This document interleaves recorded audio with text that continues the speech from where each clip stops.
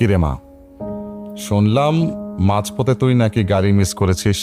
আর বলো না বাবা, ড্রাইভার শয়তানটা আমাকে রেখেই বাস ছেড়ে দিয়েছিল। ড্রাইভারের কি দোষ?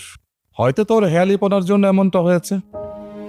ওসব বাদ দাও তো বাবা, তুমি আমাকে এটা বলো, তুমি এত আর্জেন্ট আমাকে কেন ডেকে পাঠালে? তুমি জানো না আমার কিছুদিন পর মিড টার্ম এক্সাম, তোমার এখনই রাখতে হলো? আরে রাখ তোর মিডটার্ম, বেঁচে থাকলে অনেক মিডটার্ম দিতে পারবি। শোন, আমি তোর বিয়ে ঠিক করেছি।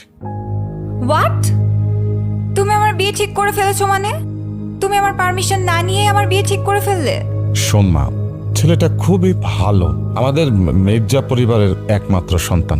ধন সম্পদ প্রতিপত্তি সবই আছে তাদের। আর এমন ছেলেটা বর্তমানে পাওয়াটা খুব কষ্ট। তাছাড়া ছেলেটা তোকে খুব পছন্দ করে। তোকে কোথায় কিভাবে দেখেছে আমি সেটা জানি না।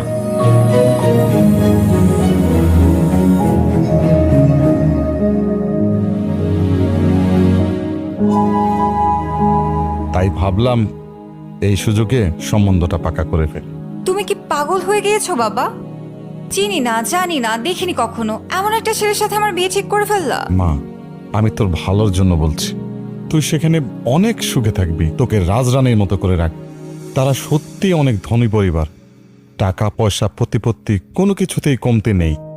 ওসব আমি বুঝি না বাবা, আমি এই বিয়েতে রাজি না, তুমি বিয়ে ভেঙে দাও। দেখ মা, আমি ওদের পাকা কথা দিয়েছি। তাছাড়া ছেলেটা খুব জেদি, আমি যদি বিয়েটা ভাঙি সে মানবে না। বুঝতে পেরেছি তুমি আসলে ভয় পাচ্ছ, বাট আই ডোন্ট কেয়ার। আমি যা করার করে নিব, তুমি থাকো।